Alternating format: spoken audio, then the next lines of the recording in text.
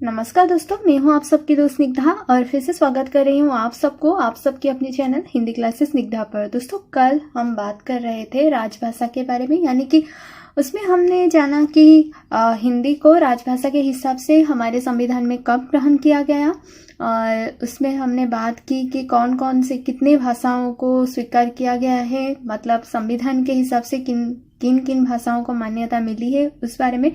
और मैं आपको ये बताई थी कि आज हम चर्चा करेंगे कि हमारी संविधान की जो राजभाषा की अनुच्छेद है, यानी कि 343 से लेकर 351 तक हम जानेंगे कि उस अनुच्छेद में क्या है।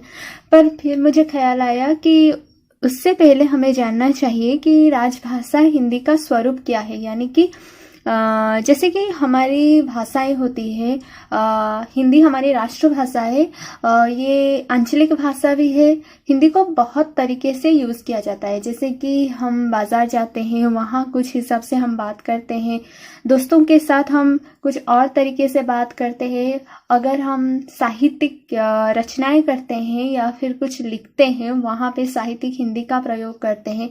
उसी हिसाब से राजभाषा जो है हमारे हिंदी, वो भिन्न है। किससे भिन्न है? अन्य जो प्रयोग होता है हिंदी का, उससे हमारी राजभाषा हिंदी भिन्न है। तो किस हिसाब से भिन्न है उससे हमें पहले जान लेनी चाहिए। तो आज हम चर्चा करेंगे हमारी राजभाषा हिंदी का स्वरूप क्या है। उससे पहले फिर से आप याद रखिए कि 14 सितंबर को हिंदी दिवस क्यों मनाया जाता है, क्योंकि 14 सितंबर 1949 को हमारी हिंदी को राजभाषा के हिसाब से ग्रहण किया गया था। और अगर आपको उस वीडियो को देखनी है, यानी कि कल जो हमने चर्चा की थी राजभाषा हिंदी के बारे में, जिसमें कौन कौन सी भाषाएं हैं जिसे मान्यता मिली है, और ये जो अधिनियम है, कितने अधिनियम है, कौन से अधिनियम में कौन से भाषाओं को शामिल किया गया है, जो 22 भाषाएं हैं पहले कितनी थी, वो वीडियो देखनी है क्योंकि वो बहुत इम्पोर्टेंट है। तो आप मेरी प्लेलिस्ट में भी जा सकते हैं या फिर मैं डिस्क्रिप्शन में भी दे दी हूँ, आप वहाँ से भी देख सकते हैं। वहाँ पर जाके क्लिक कीजिए, आपको मिल जाएगा वो वीडियो। तो चलिए आज हम हमारी आज की वीडियो शुरू करते हैं कि जो हमारी राजभाषा हिंदी है उसका स्वरूप किस तरह से भिन्न है हमारी नॉर्मल हिंदी, यानी कि बोलचाल की हिंदी हो गया, साहित्यिक हिंदी हो गया, उन सब से किस हिसाब से ये हिंदी यानी कि हमारी राजभाषा हिंदी किस हिसाब से अलग है। तो देर किस बात की है दोस्तों, चलिए दोस्तों टॉपिक के पास जाने से पहले यहाँ पर दो छोटी छोटी बातें हैं हिंदी के बारे में, हमारी राजभाषा हिंदी के बारे में। ये तो आपको पता भी है पर फिर भी मैं आपको बता देती हूँ। हो सकता है कि आगे जब हम राजभाषा हिंदी का स्वरूप पढ़ेंगे, अभी आगे हो सकता है आपको थोड़ी सी मदद भी मिल सकता है।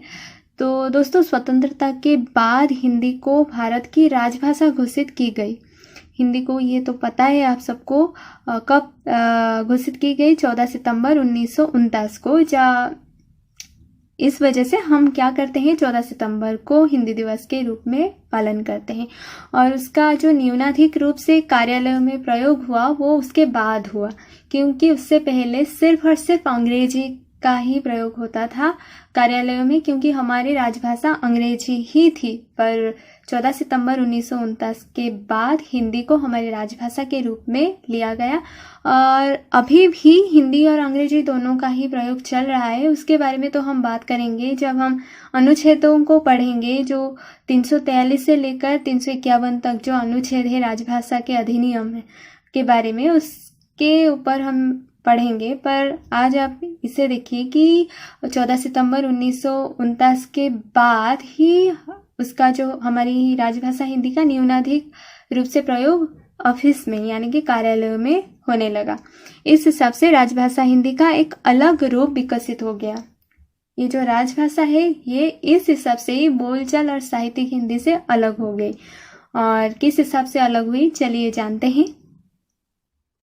तो दोस्तों, हमारी राजभाषा हिंदी का जो मुख्य विशेषता है वो है उसकी अविधात्मकता। याद रखिए, राजभाषा हिंदी की जो मुख्य विशेषता है वो है अविधात्मकता। क्योंकि अगर हम हिंदी के अर्थ अभिव्यक्ति देखते हैं, हमारी बोलचाल या फिर साहित्यिक अलग अलग रूप से जैसे कि हम प्रयोग करते हैं, अगर हम देखते हैं तो अभिव्यक्ति अविधा, लक्षणा और व्यंजना के माध्यम से ही की जाती है। तीन माध्यम है, अभिधा, लक्षणा और व्यंजना। इन तीनों के माध्यम से की जाती है अभिव्यक्ति, किंतु हिंदी की सभी प्रयुक्तियों में, यानी कि बाजार में बोलने वाली हिंदी हो गया, हमारे घर में बोलचाल या फिर साहित्यिक, सभी प्रयुक्तियों में इन तीनों का समान रूप में प्रयोग नहीं होता है। अगर हम उदाहरण के लिए साधारण हिंदी को यानी कि साहित्यिक या अलग हिंदी को लेते हैं, तो उस प्रयास में, साहित्य की जो प्रयास है उसमें अभिधा का कम से कम प्रयोग होता है, अभिधा का प्रयोग बहुत कम होता है, और वहां पर लक्षणा और व्यंजना का अधिक प्रयोग, यानी कि बहुत ज्यादा प्रयोग अभिधा और लक्षणा और व्यंजना का होता है, और अभिधा का कम प्रयोग होता है हमारी जनरल, यानी कि बोलचाल हो, साहित्यिक हो, हिंदी की अन्य जो प्रयुक्ति है, जो अन्य प्रयोग हम करते हैं, वहां पे प्रयोग किया जाता है ज्यादा लक्षणा और व्यंजना का। परंतु अगर हम बात करते हैं राजभाषा हिंदी का, वहां पे अभिधा का ज्यादा प्रयोग होता है और उन दोनों का नहीं होता है। तो राजभाषा हिंदी की मुख्य विशेषताएं क्या है? मुख्य विशेषता है हिंदी की अभिधात्मकता। राजभाषा हिंदी की मुख्य विशेषता है अभिधात्मकता, जबकि अलग जो दूसरी प्रयोग है वहां पर लक्षणा और व्यंजना को ज्यादा ध्यान दिया जाता है, और राजभाषा हिंदी में अभिधा को ज्यादा प्रयोग किया जाता है। अब हम बात करते हैं उसकी जो दूसरी विशेषता है वो क्या है। तो दोस्तों, राजभाषा हिंदी को अगर हम देखते हैं तो उसमें हमें एकार्थकता देखने को मिलता है। जहाँ पर अगर हम बात करते हैं साहित्यिक हिंदी का, तो साहित्यिक हिंदी में हमें एकाधिकार्थकता, यानी कि एक से ज्यादा अर्थ जो मिलता है वो हमें मिलता है साहित्यिक हिंदी में। परंतु अगर हम बात करते हैं राजभाषा हिंदी का, तो यहाँ पर हमें एकार्थता देखने को मिलता है, यानी कि एक ही अर्थ जो हमें मिलता है वो मिलता है राजभाषा हिंदी में। मैं और थोड़ी सी आपको विस्तृत रूप में समझा देती हूँ दोस्तों। तो अगर हम साहित्यिक हिंदी को देखते हैं, तो जैसे कि मैंने कहा कि एकाधिकार्थकता, यानी कि चाहे वो शब्द स्तर पर हो या चाहे वो एक वाक्य को अगर हम ले लेते हैं वो शब्द स्तर की हो या फिर वाक्य स्तर की, तो अगर उसमें ज्यादा अर्थ हमें मिल जाती है तो वो अच्छी मानी जाती है। जैसे कि श्लेष और यमक रूप में भी उसकी गणना जो अलंकारों में भी की जाती है। परंतु अगर हम बात करते हैं राजभाषा हिंदी की, तो राजभाषा हिंदी में क्या होता है, सभी स्तरों पर उसकी एकार्थकता ही, मतलब एक ही अर्थ ये व्यक्त करता है। तो दूसरी विशेषता है इसकी एकार्थकता। तो पहली विशेषता है अभिधात्मकता और दूसरी विशेषता है एकार्थकता। अब हम बात करते हैं इसकी तीसरी विशेषता के बारे में। तो दोस्तों, अगर हम बात करते हैं इसकी तीसरी विशेषता के बारे में, इसकी तीसरी विशेषता है इसकी पारिभाषिक शब्द, जो कि उसको अलग बनाती है अलग प्रयोगों से, यानी कि हिंदी की अलग प्रयोगों से। क्योंकि दोस्तों, हमारी राजभाषा हिंदी की अपनी पारिभाषिक शब्द होते हैं जो कि स्पष्टतः उसी की होती है, यानी कि उसकी अपनी होती है, जो कि अलग हिंदी में प्रयोग नहीं होता। अगर होता भी है तो इससे लेकर होता है, यानी कि राजभाषा की अपनी शब्द है जो कि अलग हिंदी से अलग है। जैसे कि आप उदाहरण में दे देती हूँ आपको, जैसे कि आयुक्त को जो कमिश्नर होता है उसे हम राजभाषा हिंदी में कहते हैं आयुक्त, या फिर हम बात करते हैं निविदा, टेंडर, या फिर विवाचक। इस हिसाब से जो शब्द होते हैं ना दोस्तों, ये राजभाषा का अपनी शब्द है जो कि अलग हिंदी में प्रयोग नहीं होता। हिंदी के जो अलग प्रयोग होते हैं उसमें इसका प्रयोग नहीं होता है, परंतु अगर होता है तो इसी से लेकर। तो इसकी जो तीसरी विशेषता है तो वो है इसकी पारिभाषिक शब्द। याद रखिए, तीसरी विशेषता है इसकी पारिभाषिक शब्द। तो दोस्तों, अब हम बात करते हैं इसकी चौथी बड़ी विशेषता, जिसे आपको थोड़ी सी ज़्यादा ध्यान से समझने की ज़रूरत है। तो इसकी चौथी बड़ी विशेषता है इसकी विषम स्तोत्रीय, यानी कि इसकी जो भाषाएं ही है दोस्तों, वो किस तरह से अलग है अलग हिंदियों से, यानी कि हमारी हिंदी की जो अलग प्रयोग है उससे किस तरह से अलग है। क्योंकि हिंदी में सामान्यतः सम स्तोत्रीय घटकों से ही शब्द की रचना की जाती है। जैसे कि मैं आपको उदाहरण दे देती हूँ कि अगर हम संस्कृत शब्द लेते हैं निर्धन, उसमें हम अगर प्रयोग करेंगे संस्कृत का ही भाववाचक संज्ञा प्रत्यय ता, तो होता है निर्धनता, जिसे हम कहते हैं समस्तोत्रीय घटकों की शब्द। परंतु अगर हम बात करते हैं राजभाषा हिंदी, यहाँ पर हमें वो दिखाई नहीं देता। यहाँ पर विषम स्तोत्रीय घटकों से भी हमारे जो शब्द है हमारी नज़र में आते हैं। जैसे कि यहाँ पर आपके सामने है एक शब्द उपकिराएदारी। ओके, यहाँ पर आपके सामने है उपकिराएदारी। यहाँ पर देखिए, इसे समझिए, उपसर्ग की बात मैं कर रही हूँ, उपकिराएदारी। तो उप जो है ये है संस्कृत उपसर्ग। उसी तरह से जो किराएदारी है ये फारसी शब्द है, जो मिल गया हो गया उपकिराएदारी। अगर हम हिंदी में, सामान्य हिंदी में देखते हैं तो वहां पर क्या होता है, जैसे कि मैंने आपको एग्जांपल दिया ही कि निर्धन जो है ये संस्कृत की शब्द है और संस्कृत की ही भाववाचक संज्ञा प्रत्यय है ता, तो यहाँ वहां पर होता है समस्तोत्रीय। अगर एक शब्द हम बनाते हैं तो समस्तोत्रीय प्रयोग से ही बना सकते हैं। जैसे कि निर्धनता, मैंने कहा कि संस्कृत का ही शब्द है निर्धन, और भाववाचक संस्कृत का ही भाववाचक प्रयोग संज्ञा प्रत्यय है क्या ता, तो हो गया निर्धनता। उसी हिसाब से यहाँ पर देखिए विषम स्तोत्रीय, यानी कि यहाँ पर उप किराएदारी जो है वहाँ, यहाँ उप जो है संस्कृत उपसर्ग है और किराएदारी जो है वो है फारसी शब्द, हो गया उप किराएदारी। अब हम उपसर्ग वाले शब्द के बारे में तो आपने समझ ही लिया। अब हम देखते हैं प्रत्यय। प्रत्यय में यहाँ पर एक शब्द है अनुबंधक दार, जिसमें अनुबंधक जो है दोस्तों ये है तत्सम शब्द, यानी कि संस्कृत से जो सीधा आता है उसी शब्द को हम कहते हैं तत्सम शब्द। तो अनुबंधक है तत्सम शब्द और दार जो है फारसी का प्रत्यय है, तो हो गया अनुबंधक दार। तो चौथी बड़ी विशेषता है विषम स्तोत्रीय, यानी कि यहाँ पर ये जरूरी नहीं है कि शब्द समस्तोत्रीय हो, यहाँ पर विषम स्तोत्रीय शब्द हजारों में हमें देखने को मिलता है।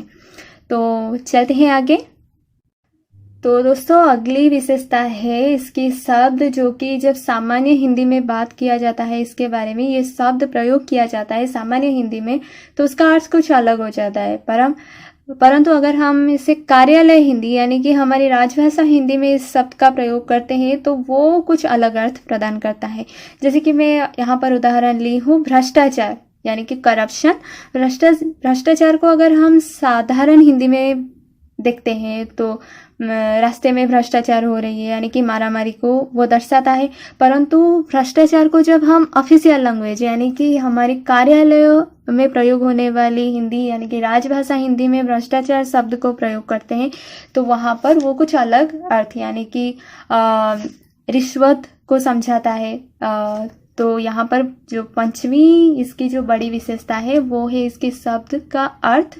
कुछ शब्द है जो साधारण हिंदी में कुछ अलग अर्थ प्रदान करते हैं, और अगर हम बात करते हैं हमारी राजभाषा यानी कि कार्यालय में प्रयोग होने वाली हिंदी, वहाँ पर भी इसका अर्थ कुछ अलग हो जाता है। तो छठी बड़ी विशेषता ये है दोस्तों कि शब्दों की तरह राजभाषा हिंदी में कुछ संक्षेपों का भी अलग रूप से प्रयोग हुआ है, जो कि साधारण हिंदी में होता ही नहीं है। शब्दों की तरह हमारी राजभाषा हिंदी में कुछ संक्षेप है जिसे अलग रूप से ही प्रयोग होता है। ये संक्षेप जो है उसे हमारी साधारण बोलचाल की हिंदी में, यानी कि जो अलग रूप से हम प्रयोग करते हैं हिंदी का, उसमें इसका प्रयोग नहीं होता है।